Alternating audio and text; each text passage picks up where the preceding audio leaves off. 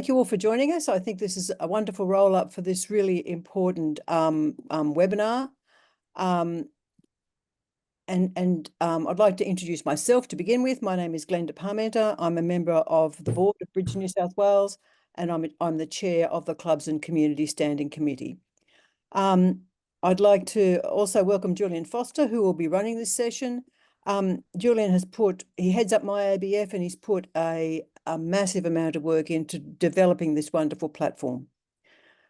Many of you would already be familiar with MyABF because of Congress's entries that we've moved to. And just let you know, the product has been funded and developed for clubs to make life easier for both the ABF and for clubs, so funded and developed by the ABF. So it comes at no cost to you, or certainly no setup cost, and Julian will explain about costs in his presentation. Every club is already set up with an account on MyABF, so there's no setup cost. The decision for you and your clubs is to what extent you wish to use it. And there are many ways to use it, from fairly minimalist and passive use to more complex and active. So you've got to sort of understand what you can do with it and then decide what's going to work for you. And during the course of this webinar, Julian will explain the range of capabilities of the product. Siobhan Davies has joined us, and Siobhan is from the Caloundra Bridge Club, and she has very kindly made herself available to give you an overview of her club's experience of using the platform. This is a very useful way to help you understand how the functions of the product may apply to your club. I'd like to ask you just to hold your questions until the end of the session, because if you ask questions during the session, it can be a bit disruptive and increase the length of the session. There'll be plenty of time for questions at the end, but if you need to ask questions during the session, please type them into the chat and they'll be moderated for Julian. As Dave mentioned, the session is also being recorded, so we can give you a copy at the end to be passed on to people from your club who are unable to attend or who would like more information about the session, or just for you to review to remember the content of the session. So I'd like to hand over to Julian to give a presentation on the MyABF. Okay, thank you. You should be able to see my screen. What I'm going to do is I've got just a few introductory slides to start with. Then I'm going to switch across to actually go into one of our test servers for MyABF. So I'll show you what it actually looks like. I'll spend most of the time there before I hand over to Siobhan.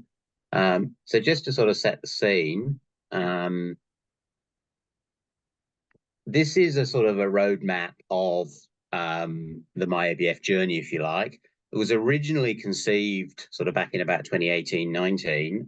It's first launched in 2020, and there's a series of different modules, the idea being to bring together a whole host of sort of disparate bits and pieces where data was needing to be transferred between them, and lots of different platforms that have been built, some of them very good, but usually all maintained by sort of one person, not realistically usable beyond that person's sort of working life.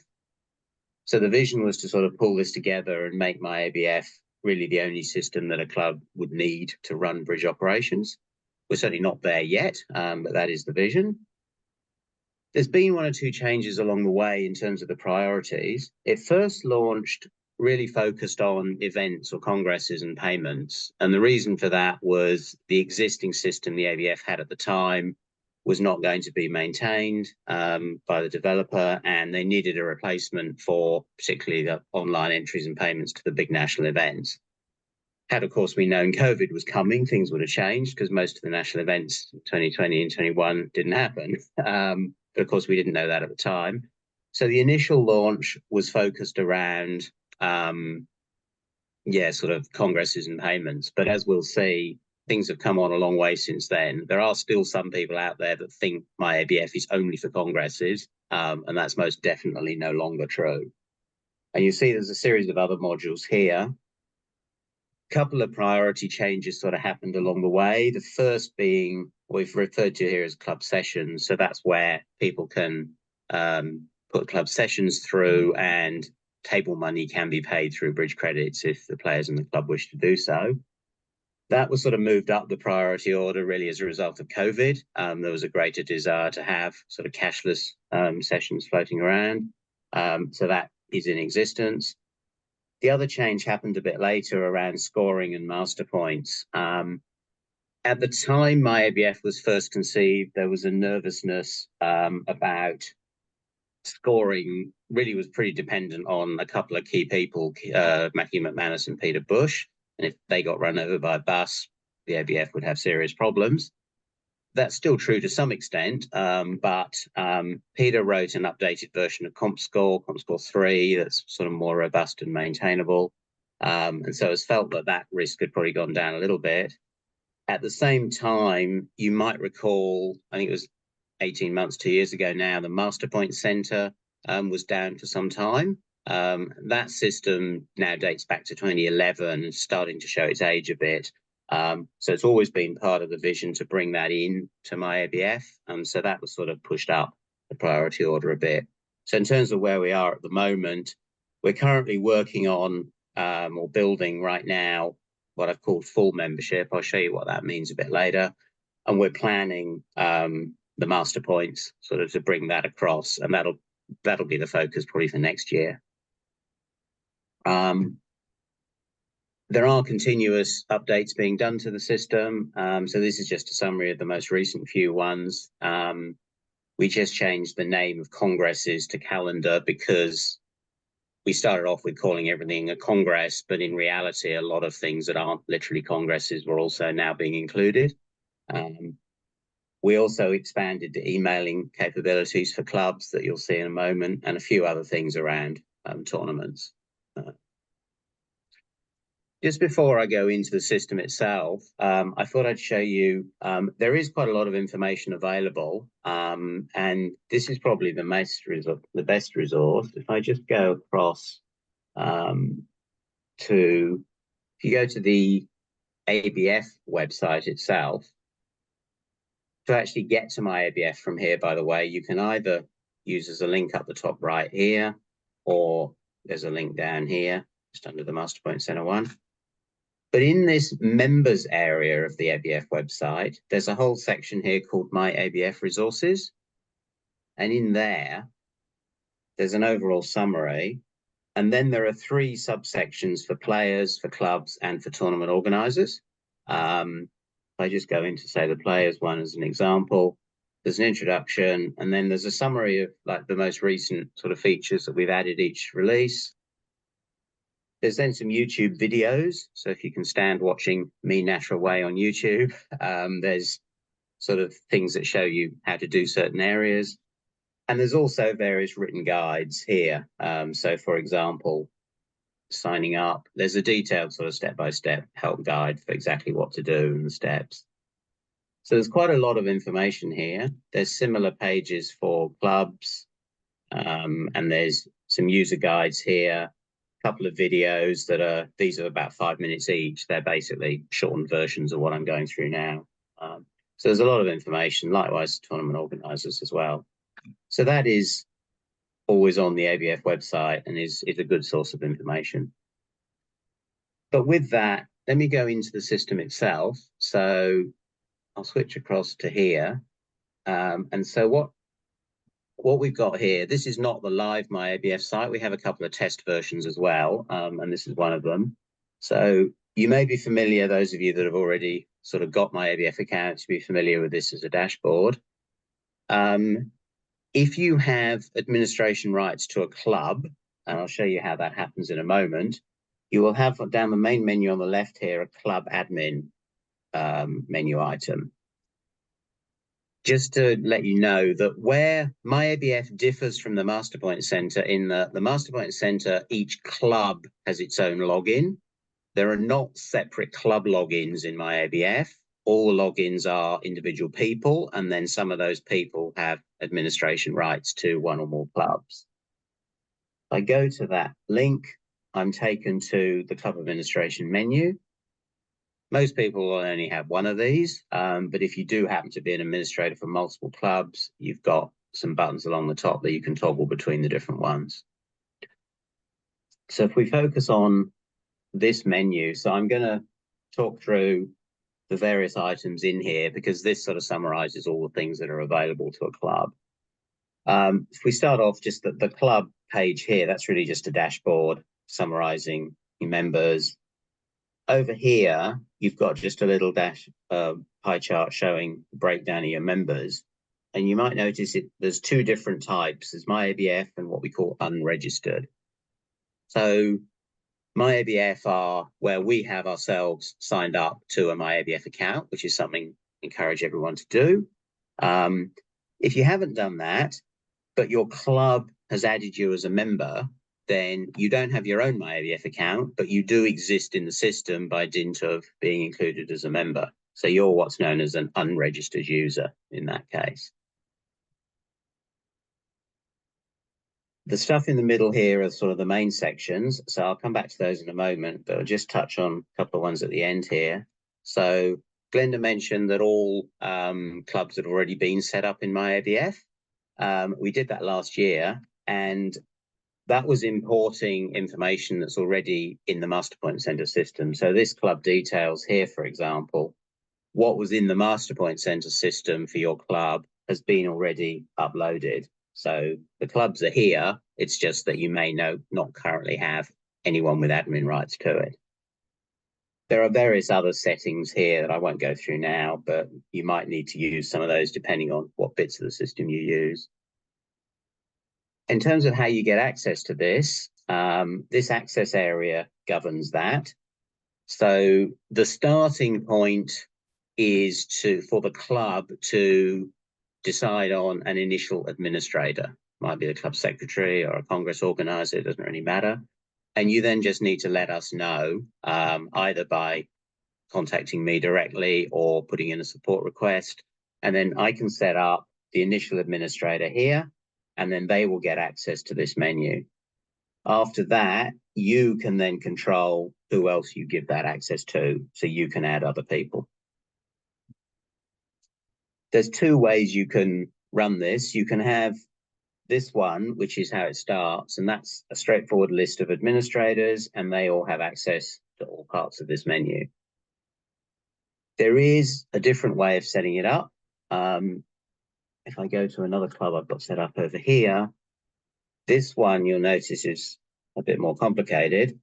In this example, what we've done is we've set up different groups of people to have access to different parts of this menu. So you might, a larger club or a state body, you might want to have different people with access to, say, the calendar compared to the finance section and things like that.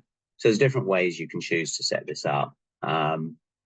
For a smaller club where it's usually probably 3 or 4 people that do pretty much everything, the simple version is fine. So it's up to you. The finance tab over here is probably of most interest to club treasurers. That's basically tracking how much money the ABF owes you. Because what happens is that when players either enter your tournaments or perhaps pay table money, that money initially goes through the online payment system, which is done through a company called Stripe, where the online payments are done. Siobhan will probably talk a bit more about that later. But then the money comes initially to the ABF, and this is tracking effectively the other side of it. So the player's account gets charged, the club accounts gets credited, and this is how much is currently owing, and then that is periodically settled to the clubs. So this is tracking all the transactions that have gone through. You can also filter it and see by various dates, and you can view by session, by congress, by event. So you can get a whole load of summaries of different things, and you can download reports to Excel or CSV as well. So you've got quite a lot of financial information available to you, particularly as a treasurer. Okay, so the next major thing to talk about is probably members over here. So you can upload your membership list into MyABF, and then that shows here. There's a number of ways you can get your members into the system. If you really wanted to, you could add them all manually. Obviously wouldn't recommend that unless you're a very small club. You can upload them from the Master Point Center. That's quite a convenient way of doing it. The only thing to note there is that that only uploads your home club members, because that's what the Masterpoint Centre focuses on. So if you've got other away, associate, affiliate, whatever term you use for your non-home club members, you have to upload those a different way. You can also upload from a spreadsheet summary. So a CSV file, you can build one yourself. There's instructions for how you would do that here. We've also built some specific uploads from 2 other systems that are in use for membership management, CompScore and Pianola. So if your club's using one of those, you can get an export out from there, and it's set up to accommodate an import. So there's a number of ways of getting your members into the system. Why do you want to do that? Couple of reasons at the moment. Next year, Masterpoints will, of course, be a third. The first is, if you're using the club sessions functionality, so that's where you're going to put sessions in and charge table money, the system will obviously need to know how much table money to charge, and almost all clubs have a different member rate and a visitor rate, of course. So you need to know if somebody's a member or not. So you need to have done the membership upload for that to work. The other reason is to be able to send communications to them. The communications section is quite a large section. And this is a function that some clubs use, and that's all they use. So you don't have to do anything with congresses or club sessions if you don't wish to. The communications tool allows you to send email comms to your members or subgroups of your members. And I'll do an example in a second. There's basically 2 types you can do. You can do what we call a club email. So yeah, that's one going to your members. You can also do what we call a multi-event email. So that's where you could, if you wish, contact previous entrants to an event. So it might be, say you've run a congress for the last 2 or 3 years, entrants to that, you might want to email to promote your current one, or across multiple events at your club that they might have played in as well. So you've got some different options. In terms of a club email, so what happens if you want to do one of those, there's sort of 3 steps you go through. You identify who you're going to send it to. And again, you can do that a number of ways. One example I'll do here is use something called a tag. So you can tag subgroups of your members if you just want to send to a particular subgroup. And then I've set a few up here. Then I could add those in. I can tweak the individual listing if I wish. When I'm happy with who this is going to go to, I can go on to email options. I've got a template. A template sort of just governs what the email looks like. I'll show you that in a moment. If you want to be able to reply to somebody, you can put in the email address. So if the recipients of this are going to reply, this is where it will go. Then you get to the email itself. So let's just do test email or something, and I save that. I can then preview it. Now, if I preview it, this is where I see the template. So you can govern various things by the template. So this banner page, which would usually be club logo or something, it's whatever you want it to be. Here I put in a picture of Sydney. Can be whatever you want. You can govern the color scheme and the footer and stuff like that. So you can sort of customize the way your outgoing emails look. You can send a test email to yourself to check that everything's okay. And then when you're happy, you can send it out. Having sent it out, you can then view, and you can view by different categories of all the different types of email. But you can then view some sort of stats. So this is an earlier example. So you can see here the email that's gone out, and you can get some information about how many was sent, delivered, opened, clicked, bounced, all that sort of stuff. So you've got quite a lot of information available. And there are, as I say, there are some clubs that literally just use MyABF for this. They're sending emails out to their membership quite regularly. So that's a big area of the system. Another thing you can do is upload results. So this is currently limited to club duplicate pairs results. We will be adding tournament formats and things later. But what you do here is you upload a file that comes out of the scoring program. For those that are familiar with this, it's an XML format file. Most of the scoring programs produce this. You upload it here, and then there's a concept of publishing it. So when you publish it, what that does is make the results available for your players to see, and it'll send them an email.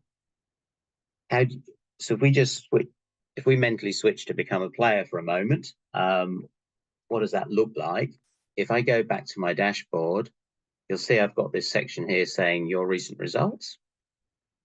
If I click on that, it'll show me the results for that session. Because it knows who I am, I'm logged in, it can highlight me, so I can have a look at how we did. I can see all our results. I can see the board and how everybody else did, and then, yeah, the hand and the deep finesse analysis, all the usual sort of stuff you get from online results analysis. So I can see all of that if the club uploads the results. You can actually, in the results page over here, you can actually see it get a bit more. So you can get your recent results that we saw. You can also, in MyABF, set up something that we call a teammate, which is basically a friend, and you can then see their results. You can see all results from your club, so including sessions you didn't play in, perhaps, and all clubs' results even as well, if you wanted to. So there's quite a lot of stuff. If your club chooses to upload results, that's what's available for doing that. I'll just show, by the way, this is an example of one from Calandra. So they've set up a format here with sort of a header on it, and that's sort of what the results email looks like with your results and stuff. 2 more to go. Calendar. This is sort of where MyABF all started. This is the event listing or congresses area. Now, I'm not going to go into this in a lot of detail because we'd be here for probably another 2 hours if I did that. But this is where you can set up congress listings and stuff. So just very quickly, the way one does that, you set up system, and then there's a step-by-step process that you go through to input information. Some of you will have already done this. You set congresses up. And once you've done that, you then publish that, and that puts it available on this calendar listing. Now, in this server, there's only the one. Obviously, in the live production site, there's hundreds now. And then the system builds a little web page for you that's based on what you put in. And that's sort of a standard format one. And then this is where the players come and enter and stuff. There is a management area too, and I won't go into here, but that's where you can subsequently manage all the entries and payments and stuff for the calendar listing. Just the information for New South Wales clubs, Glenda already mentioned, you're sort of already now moving to it. For those clubs that haven't perhaps seen that, if you go to it's still currently the NSWBA website, although the name's been changed here, but it's nswba.com.au. The calendar here, this is the old sort of calendar that existed before. There is a document up here, steps to getting your congress into MyABF. So you can click on that, and there's a step-by-step guide for what you might want to do. So that information is there as well if you wish. So the last thing I'll talk about before I hand over to Siobhan is what we call sessions here. So the distinction between the two, a calendar listing is basically an event that you list where people enter in advance and usually pay in advance as well. Sessions is more like your club duplicate stuff where you're not expecting people to enter or pay in advance. They're just turning up on the day, but you want to be able to accept online payments for credits. Effectively, it's like a prepayment system. Some clubs might be using existing PP type systems. This is exactly the same. So the way the mechanics work is a little bit different because here you don't have an existing list of player entries, of course. So you upload a file that comes out of the scoring program, and that's in turn generated by what the players have put in, usually to the bridge mates on the day. You upload that file here. As I said before, you have to preset a couple of things up. You have to have your members in, and you also have to tell the system what type of session you run and how much the table money is for members or different types of members. Once you do that, here's one I uploaded earlier, you get an interface that brings in the player names. I won't go through all of this, but there's various views available. The detail one is probably the best one to sort of show what's going on. You get a list of all the players at the seats in the session. And you'll see here, it's identified what member, whether they're members or guests, and you can have different types of membership as well. Like my club, for example, there's a concession membership as well as a regular one, so you can have all of that set up. The system can then identify the fee based on what you've told it the different rates are, and then the payment method. So if somebody's set up to use bridge credits, it'll assume that's what they want to do. You can then process the credits. So that's literally a click of one button, and it will process the charges to the players and the credits to the club. The next stage is then for those that are not paying with bridge credits, other means, either cash or EFTPOS or whatever it might be, you set up what payment methods you're happy to accept. You can then process those. You can either tick them off individually to say that you've done that, or there's a single button up here that will enable you to do it all in one click. There is a bit more detail behind this. You can individually edit anyone's fees. So if there's special cases or things, you can change things. You can also do what we call extras. So you can set up the system to accommodate things like here's a book or coffee or whatever else, other charges for other things besides table money. You can do that. You can also facilitate players topping up money into their bridge credits accounts. Most of the time they can do that themselves directly, but you can do it through the club as well. Once you've done that, I just skip to another one that I did earlier that's already complete. You see again, there's sort of step-by-step thing along here showing you the different steps you go through. And once you've done it all, these all go green. You also have reports that can show you the summary for the financials for the session, and they can be exported as well. So there's a whole host of stuff on that. So this is a pretty convenient way for both players and clubs where the payments are done online. So just before I hand over to Siobhan, just one last thing to go back to members briefly. This listing of members at the moment is a current listing of your members. What we're currently working on is extending this to what I referred to earlier as full membership management. So that's where it's also tracking what date your members are paid up to. So usually the end of your current year, and then facilitating annual renewals. So that isn't yet live in the system. That's what we're working on right now. And the plan is to have that released in a couple of months' time so that it would be ready for clubs with December year ends to use if they wish to. And that will enable then players to pay their annual membership through here if they want to and the club wants to, which again is quite convenient. So with that, it's probably time for me to shut up and let Siobhan do some talking about what it's really like from a club's perspective. But I think you may need to unmute Siobhan, Dave, mightn't you?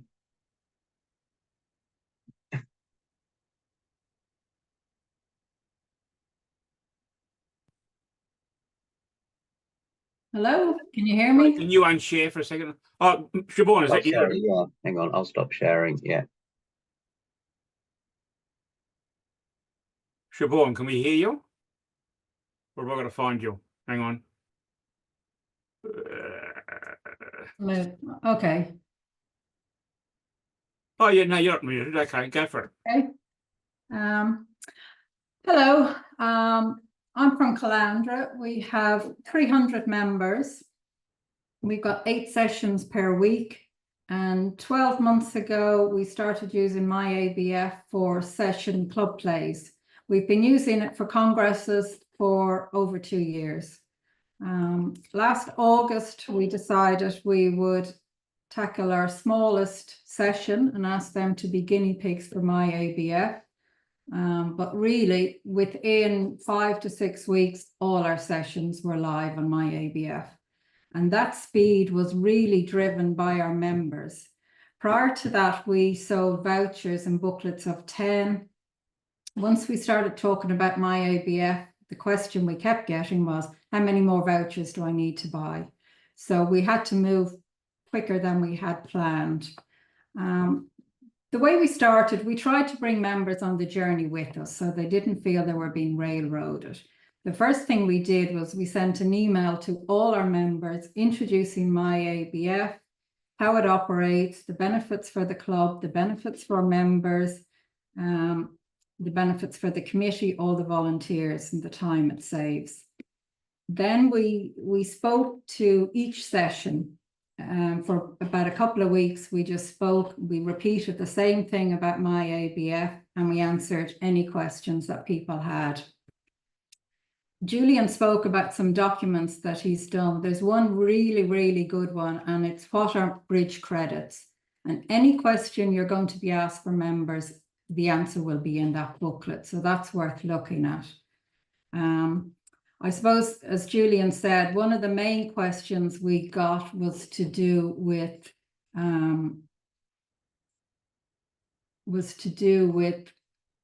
how safe it was. So I'm just going to, this is something that I just did up explaining to members about Stripe. And basically Stripe is very similar to PayPal. One of the questions we kept getting was, I'm not giving the ABF or the MyABF my credit card details. The ABF do not hold your credit card details. Everything is held by this company called Stripe. And when you go to log in and you're putting your credit card details in, you're actually on the Stripe system at that stage. It just looks and feels like MyABF. So after each session that we spoke at, I sent an invite to everyone to join MyABF. Now you can do that per session, or you can send a bulk email to all your members. You'll find some of our members, they were already set up because they were used to playing in congresses. Others set it up themselves. It's pretty straightforward. If there's any members, maybe elderly members who don't have computers at home, I brought them into the office and set them up in the office. And when you're doing that, the easiest way to do it is you obviously put in their number and their password, which in some cases I kept a note of because I knew they'd need help later on. And I put in the club's email address so that I would immediately get the verification. Then once I verified the account, I went in, we set up their credit card details, and I put them on auto top up. At that stage, then you can go into their profile and change the email address back to their own email address. People that had computers at home but maybe needed a little bit of help, I just said, please phone me when you're sitting in front of your computer, and I could talk them through it. We had one lady who was, losing a bit of her memory as such. I spoke to her daughter and explained what we were doing. Between the two of us, we set her up. The daughter was absolutely delighted because she said her mother had vouchers in every handbag that she owned. So we were quite lucky financially. We could redeem vouchers. So we pretty much stopped selling vouchers straight away. If anyone had any spare vouchers, I took them back and I would credit their account with bridge credits. And that made it a lot easier for directors because everyone was paying by bridge credits. At the beginning, you had some people using vouchers and some people using MyABF, and it was a nightmare. So after that, once everyone was set up, once we were all live, we did a little training session with all our directors. And I sat with most of them for the first few sessions just to be there to help them, really until they were confident enough to do it themselves. So that's really how we did it. David has asked me just to speak a little bit about the work involved for the directors. So if I'll just share the screen again. This is a form that I designed. This is our current one. Initially, we had some lines in for vouchers, but this is a form that anybody, it doesn't have to be the director, fills in for each session. So we've got the number of tables, the total players, the number paying by MyABFs, then you've your total here. So you've got 10 players, $60 here. We give our directors a free game, so they just put their name in there. And at the moment, we're running a mentor program, so we give mentors a free game as well. So that is completed for each session, and the directors then use that to check against MyABF. So the first thing we do is hand out the bridge mates. We don't give the boards out yet, so everyone gets the bridge mates. They put their number into the bridge mate.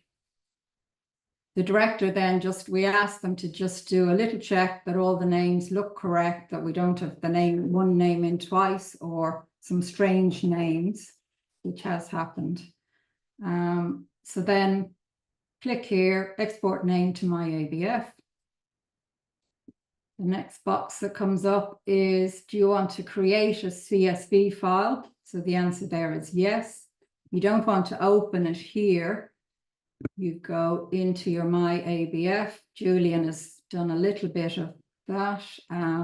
Create a new session, CompSort 3 if that's what you're using. And that will bring you back here. So this is the CSV file that we created. Now there is just one little change to CompScore to get you correctly into this section. So once you've selected that, you click to open, and this goes back to the screen that Julian showed you, which is, this is the detailed screen. So we've got everyone paying by my bridge credits. The director gets a free game. You can set this option up in your settings. They just click that to a free game. This little icon here is saying there's a low balance, that little battery. So that person just needs to top up.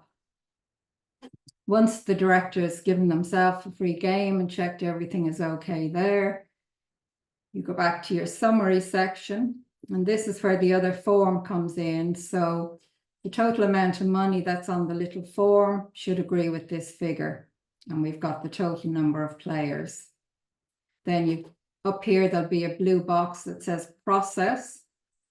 So once you do that, I say to the directors, once they get their 4 green ticks, they're ready to go. And that really only takes a couple of minutes. All our directors are quite happy doing it. It doesn't have to be done before you start play. It can be done at the end of the session. We've got one director who does it at tea break, but really it doesn't take long at all. And all our directors are more than happy doing the work. If there's anything strange or they're not sure what they're doing, I say just put a little note on the form and I can sort it out. So if the wrong name goes in, it's easy to sort it out later on. Julian spoke also about the results. So the director uploads the results to our website and then they publish them. So as people are walking out the door, they're getting an email saying, this is your result for tonight. This is where you click, where you can look at all the individual boards. I managed to save a good one. And then the last thing that Julian just talked about, which I really love, is this option here. And that's because we're running now our 2nd year, in fact, going into our 3rd year using this for congresses.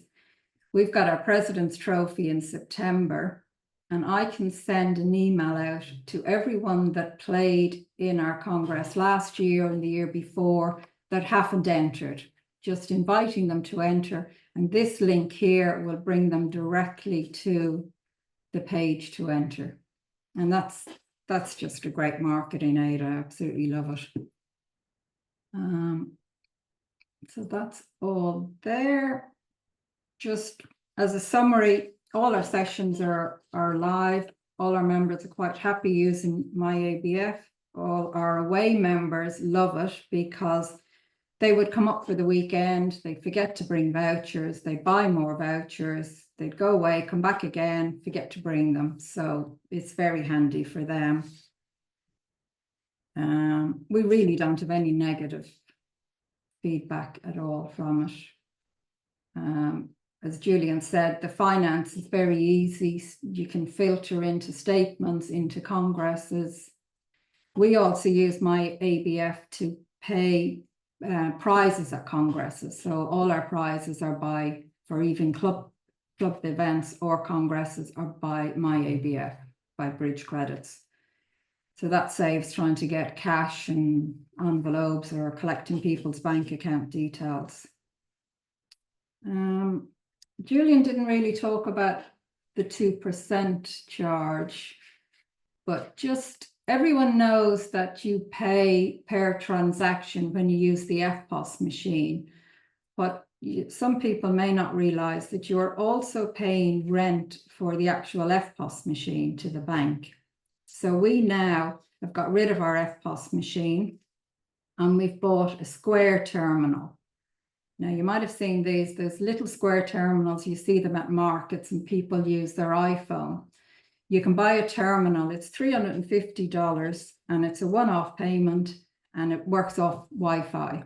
And we use this for visitors that want to pay their fee. We reckon within 9 months it's paid for itself, and then the only thing we have to pay for is the transaction charge. So that's something it's worth looking at down the road. That's really all I have to say, just that we're more than happy. It saves an awful lot of volunteer time. It's very easy to use for congresses as well. That's about it. Okay. Thank you very much, Siobhan and Julian. Now, there have been some questions fired in through the chat whilst we've been going. And the first one, I'm just going to quickly summarise these. The first one was about how long after an event has ended a funds transferred into a club account. Julian, can you just talk about that briefly, because there's a few bits and pieces in the chat that I think is worth noting. Yeah, sure. Questions, people, just put your hands up. Use the button down the bottom, put your hand up, and I'll be able to see who's asking questions. Yeah, so the sort of the default is that we go through all the balances at the end of each month and do settlement payments on each at the beginning of the following month. That's the default. It doesn't have to be like that. There are some clubs that are using it for all their sessions, so they're basically putting their whole club turnover through. For those clubs, we've got an arrangement where we do a mid-month settlement as well. The default, as I said, is sort of monthly, and we've been doing some work behind the scenes just very recently to sort of streamline that. Up to now, that was always done pretty manually, so it was a fair bit of work for me to work through how much was due each time, and then for the ABF head office to actually make the payments. So we've been doing a bit of automation around that in the last month. But yeah, so the general philosophy is that, yeah, for the sessions and stuff like that, they're sort of paid out each time. Where you've got a congress event happening, the typical policy is that it's settled when that congress finishes. Now, of course, it's understandable. Yeah, like if a congress finishes on the 2nd of the month, it's pretty unreasonable to then wait till the following month. So there are always exceptions to these things. We can do settlements. We can also do interim settlements if you've got situations where, like, I think I saw a question earlier about, yeah, where you've got like a venue deposit payment you got to make up front and stuff like that. So there is flexibility. You just need to talk to us about it. So it can be done. But I say that the basic is that we go through each month. We try and get the settlements done as early as possible in the following month. In terms of fees, let me just share my screen once again, because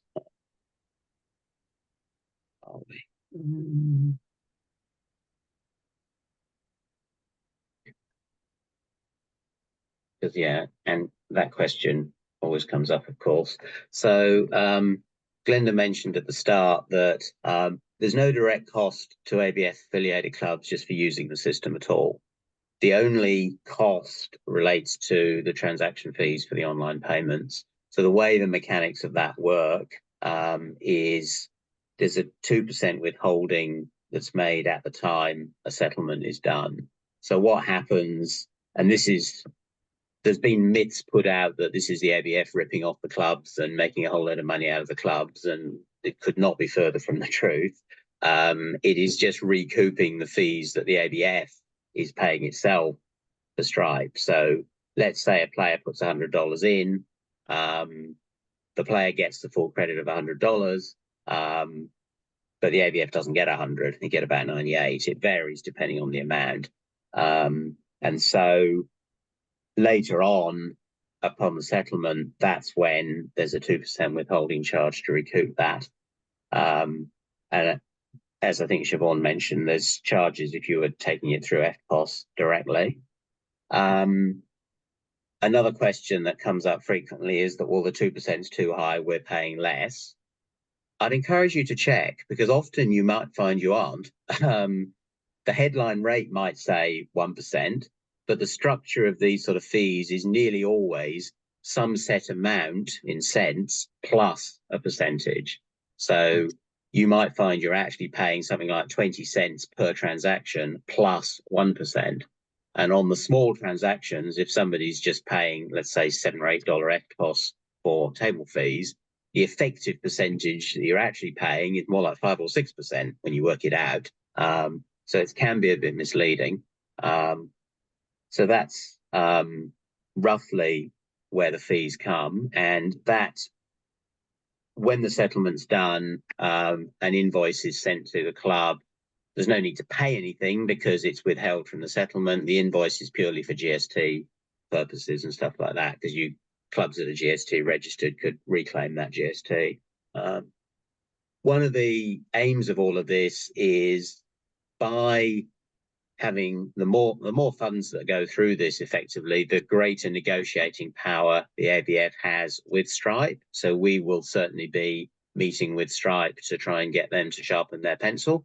We're not paying the standard off the cuff fees, but obviously, yeah, if the bridge world combines to put more funds through this rather than lots of separate ones doing smaller amounts, then we've got more negotiating power with Stripe to reduce those fees for everybody in the future.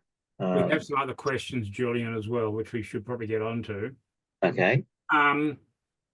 If someone doesn't want their own account, can their balances be topped up by the director?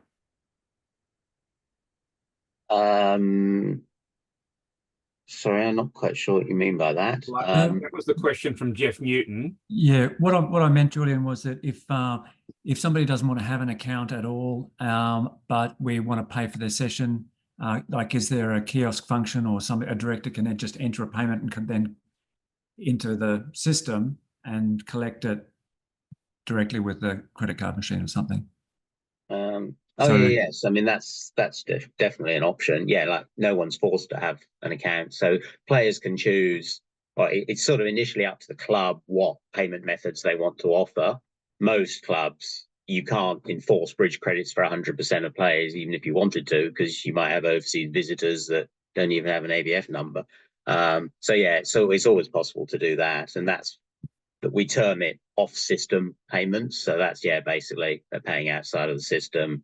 The money's not going through MyABF then at all. And all you're really doing is recording the fact in the system that it's been paid, just for financial reconciliations to work. It's exactly the same in the Congress arena already. Some people might still want to pay with a bank transfer or something. Okay. So yeah, absolutely. Charmaine Mills has asked, are we forced to use CompScore or can we continue to use the scoring program of our choice? Because at the moment you've only got the comp, because you've talked about CompScore for downloading the player numbers. Yeah, we might need to explore that. Surprisingly, I think in 3 years only had one request about ASE, and that was it. So these files are just CSV files, though. So I think it's eminently feasible that, yeah, that what can come out of another scoring program can be used as well. So yeah, there's nothing fancy about the format for upload. It is literally just a CSV spreadsheet file. The results XML file I talked about, that's actually more like a global standard now. So I think all the scoring programs produce the same one. Except for some that produce PBN files, like RealBridge. The other one, the next one is related to that. How does it handle RealBridge sessions? Can you use it to pay for payment table fees for RealBridge sessions? You can, yeah. And there are some that do that. So Tasmanian Bridge Association, for example, they've actually got I think it's a weekly Redpoint session. They actually set it up as a mini congress, Right. and people then pay for it through that. So that's one way of doing it. There are ways, I think, as well, you can get an export of the entries, and then you can effectively use the club sessions function here to upload it. So yeah, it can. It's not completely clean, admittedly, and that's an area we can probably look at. But certainly, yeah, there are clubs that are using it for online sessions like RealBridge. It's not relevant for BBO because those are normally paid for directly through BBO dollars. I'm right in saying no one's got a hand up in the air. Is that right? If you've got a hand up in the air, unmute yourself and shout. If not, I'll just keep going through this list. Email is a big area. Is MyABF email a standalone email operation, or can it be slotted into Gmail? And I don't quite know what that means, Terry Pascoe, if you want to explain. Staying across the number of emails that come across a screen, you know, on an iPhone, for example, you can have Gmail, you can have iCloud and Big Pond things all coming up at the same time. I get the impression that the emailing system in MyABF is standalone. You have to be in MyABF to use it, or to be aware that somebody is sending you an email. Not really, because all this is doing is it's sending an email to the email address that is in your profile. So if you've entered a tournament, for example, you will receive an email notification. Now that email is generated from MyABF, but it's going to your whatever email you put in the system, be that Gmail, Yahoo, Outlook, whatever. Yeah, quite. I'm with you there. I'm just wondering about using it as an emailing device to talk to club members, that if the club member responds to an email through MyABF. Well, all right. I configured on that one, Terry, because I send out the emails for these links through the link through MyABF. And in that, when you set it up, you say, what is the return address? Right. That appears on the email, and people who did reply just comes into my ordinary email box. It doesn't stay in MyABF. Thank you. Yeah, you have a reply to email, so you can control where it goes. Kevin Hughes, this is a good question. I mean, they're always good questions. The calendar is clogged as it is. Will there be a different filter system for the calendar once multiple clubs start adding more and more events? Potentially. I mean, where are we? So I go to the current one. So this is the live production one. So you can already filter by state. You can filter by event type. So the Club Congress, for example. You can also search by just a name. So you can see Glenn down there, for example. So there are already quite a lot of ways of filtering this. And you can save custom ones yourself too, so that when it comes up, you don't have to do this each time. So like, for example, on mine, I've preset it with New South Wales so that whenever I open this page, it's already only looking at New South Wales ones. So there is... You might need to share your screen. Sorry, Julian. Okay, hang on, that I already had. No.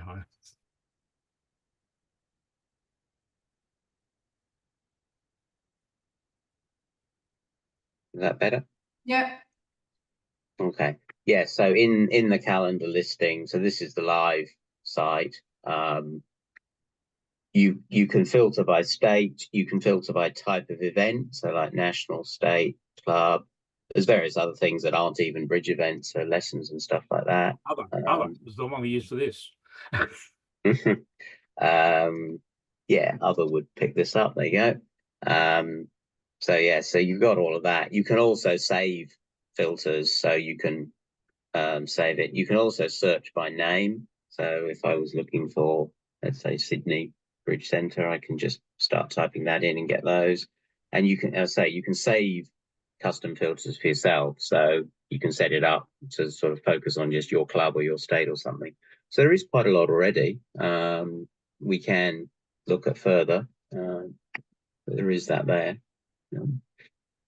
Something I did briefly, just quickly, might be worth just touching on. Siobhan mentioned auto top up. For those that aren't familiar with that, for bridge credits, actually, let me do it in this one. So in your own bridge credits account, which we've all got, we don't all have to use them if we don't want to, but we've all got them. You can put money in multiple different ways. You can top up manually. You can transfer funds to each other, so somebody could transfer funds to you. The auto top up is basically turning it into a bit like an Opal card sort of structure, so that you can set it up so that when your balance drops below $20 is the low threshold we've set. When it drops below that, you can get it to auto top up, and you can set the amount you want that to be, 50, 100, 200, whatever. So that's, once you've got that in place, it's really convenient, because it is just like the public transport cards, that it'll just tick down and then go back up again when you go below the 20. Julian, we've had some people who've said the $50 minimum top up is a limitation. My favourite example is one of our pensioner members at Thirroul, who on pension day puts $20 into her table fees account with IBA, and so her 4 sessions a fortnight are covered. Cash flow is not always easy for some people. Is it possible that we could consider having a lower threshold for the automatic top-up amount? The reason for the 50 is really the Stripe fees, because the Stripe fees are charged as a fixed amount plus a percentage, so they start to become relatively more expensive for lower amounts. So that was why 50's been set for that. For tournaments, it doesn't actually apply. So if you've got, I don't know, a $15 entry to a tournament or something, then that just goes through as is.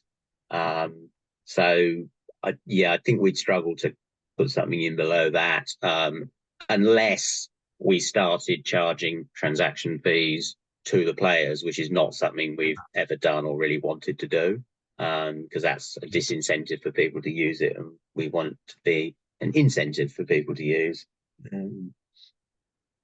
David Farmer's got a good question. Not all these questions are good questions, but this is an important one. Given the fact that one of the things we're selling, one of the motivations for the whole project is the pending lack of support for existing systems, what assurance is there about the future support for the MyABF system? It's David Friday here. Can I answer that question? I was just about to say, David would be best placed to answer that. For those who don't know, David is the executive officer of the ABF. Yeah, thanks, Dave. So we have done quite a significant review in the last 6 months of the MyABF investment that we're making. And many of you have probably heard about some increases in fees that are coming up next year, in part driven by the cost of MyABF to the ABF itself.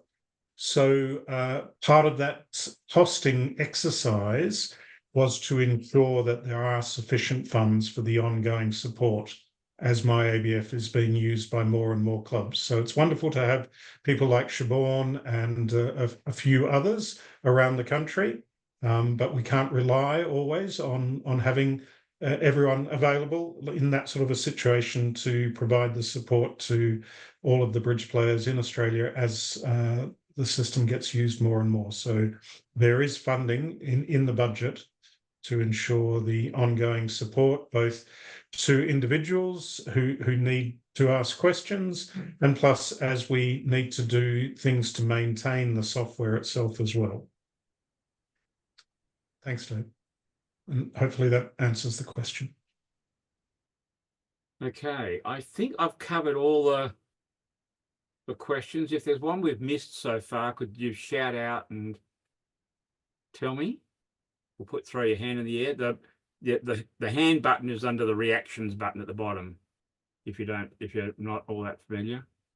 There is a question there, Dave, at the very bottom from Catherine Marsden. I think she's from Tasmania.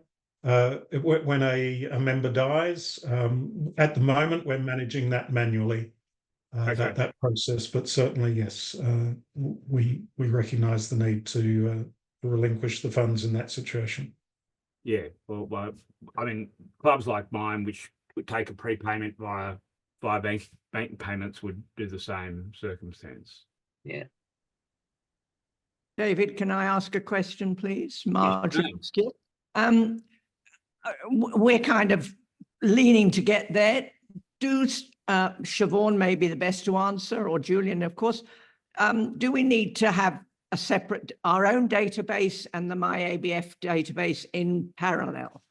Or can we just quickly scrap our own database and put everything in here? It depends what's in your database, probably. Do you mean around members or? Yes, talking about member management, Julian, really, yes. I mean, we can import email addresses, I understand, with the CSV file, to sort of kick us off. And, you know, we have next of kin information, for example. That's actually put in here or not? Yeah, so the answer today is no. The answer in a couple of months' time will be yes, because that's what we're working on right now.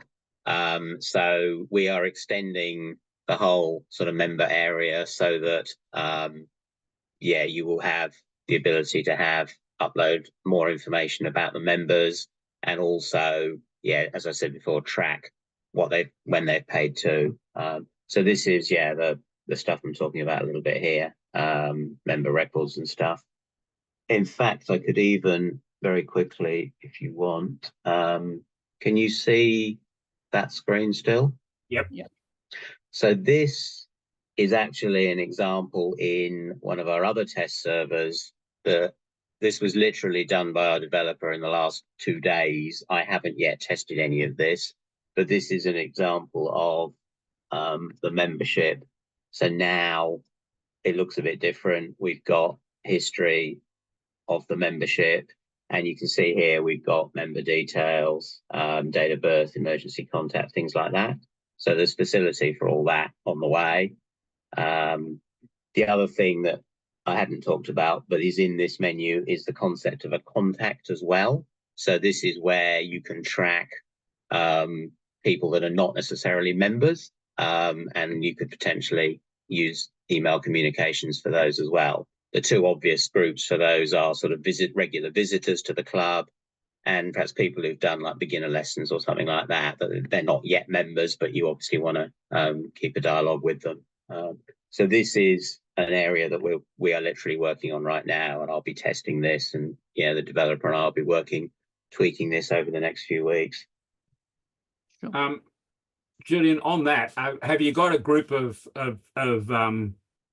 clubs that you're consulting with as you develop it to say here's what we're building?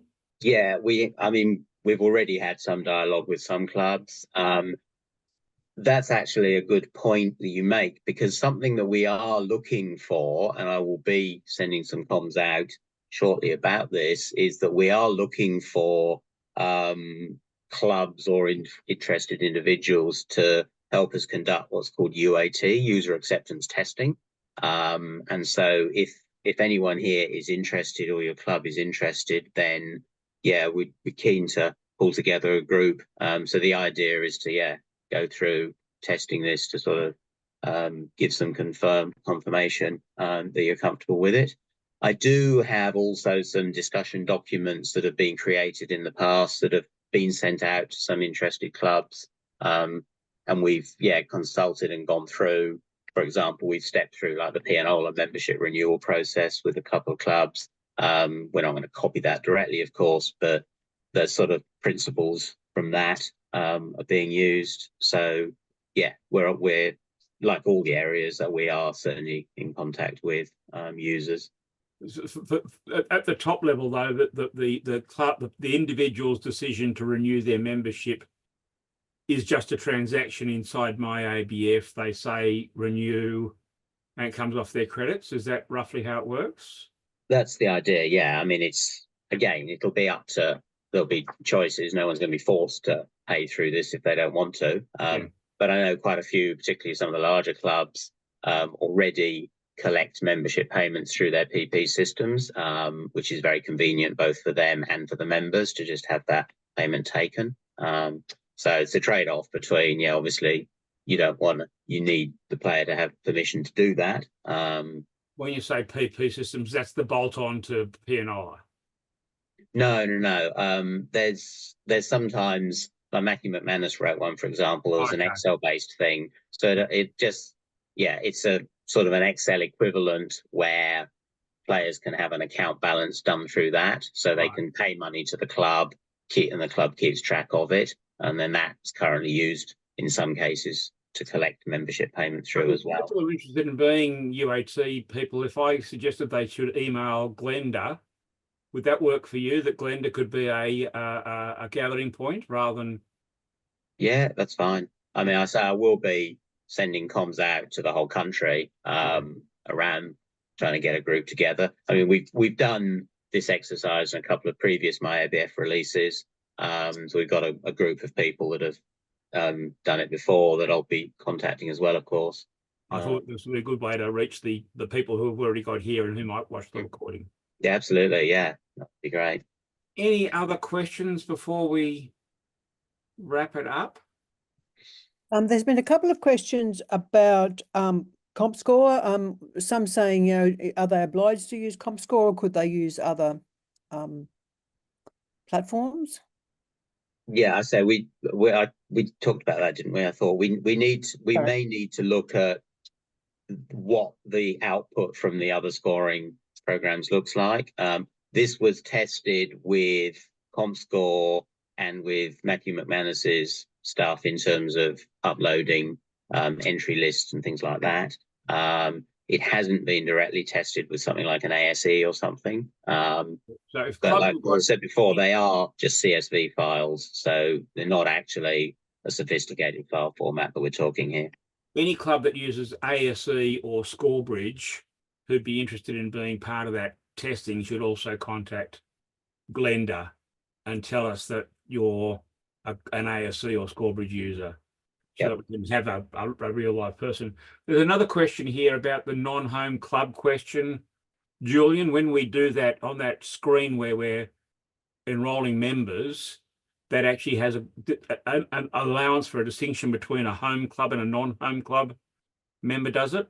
Yeah, so what happens in here, you're really focusing, in MyABF, you're focusing on the total members of your club, because they're the people you're going to send communications to. They're the people that would pay member table money rates. So whether they're home or non-home for those purposes doesn't actually matter.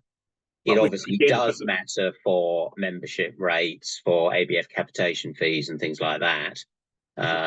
Those membership categories would allow us to tag them as home and non-home. Yeah. And there is actually already behind the scenes reference to that in MyABF, but we've deliberately suppressed it at the moment because the Master Point Centre is currently still a separate system, and it's the Master Point Centre records that govern the home club capitation fee type stuff at the moment. So we've got to be careful not to sort of create a conflict between the two systems at the moment. So that's why next year is a really important one where we're folding the Master Point Centre stuff in as well. Okay, was there anything else on the list, Glenda, that you saw? Can I just ask a quick one? Just a quick one, sorry, if that's all right, before we Yeah. finish, Dave. What's the, how do we get visibility of the roadmap of like future enhancements? There's obviously a pipeline of work you've got, and you referenced that in the early slide, but how do clubs influence that or get input to that or visibility of that? David, do you want to take that one? Happy to respond. Yeah, Jeff. So as Julian said, we're currently working on the club membership component and completing that in time for membership renewals this year. Next highest priority is the Master Point Centre integration, and that's slotted high level on the roadmap for 2025. And then it'll be the integration of a scoring system, not sure which one at this stage, but to have fully integrated scoring so that there isn't this need for imports and exports, etc., of files that Julian has gone through.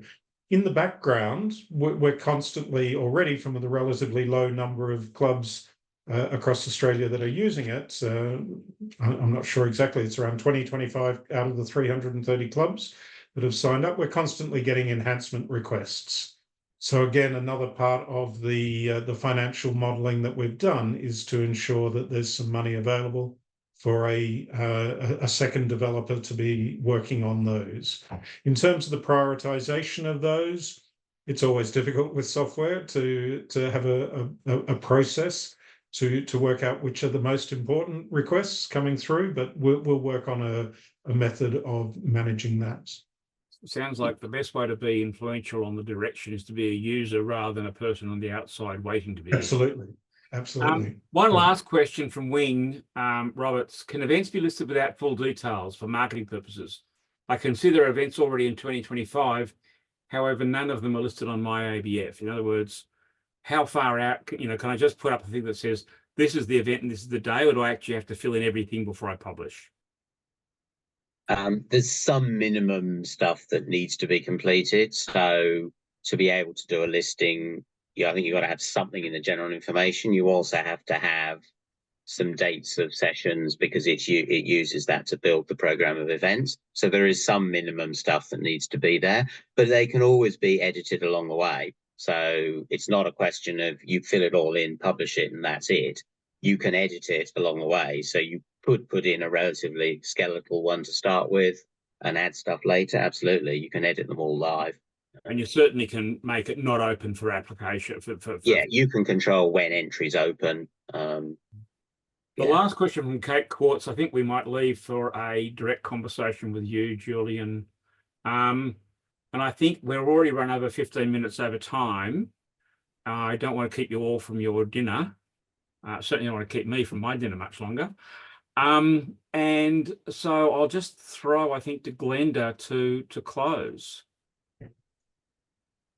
Hang on, you can unmute yourself. So I have done. Yep, that's great. All right.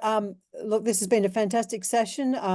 Just like to remind you that every club is already set up, and I'd encourage you to allocate someone from your club, an administrator who is responsible for setting up and using MyABF. And then think about how your club wishes to use it, what extent of the functionalities. For example, just emails and communication, which are free, or do you want to do a trial for events or a trial for duplicate sessions? So think about, who will be responsible at your club and how you might want to use it. Over time, MyABF will become the primary tool for use in clubs, so it's important for you to get on board if you possibly can. And also Siobhan has given us a great example of the usefulness and ease of use of this platform. So I think that's a wonderful thing. I'd like to thank Julian, Siobhan and Dave for all the hard work they put into bringing you this webinar, and to thank you all for joining us. And I will be, if you've got other questions, you can send to me. My contact details are, where will you find them? If you send it to community@bridgenewsouthwales.com.au, and my phone number is 0414937891. And I think that's all. So thank you for organising this, Dave, and to Julian and Siobhan for putting the time into it. Thanks very much, everyone. Welcome.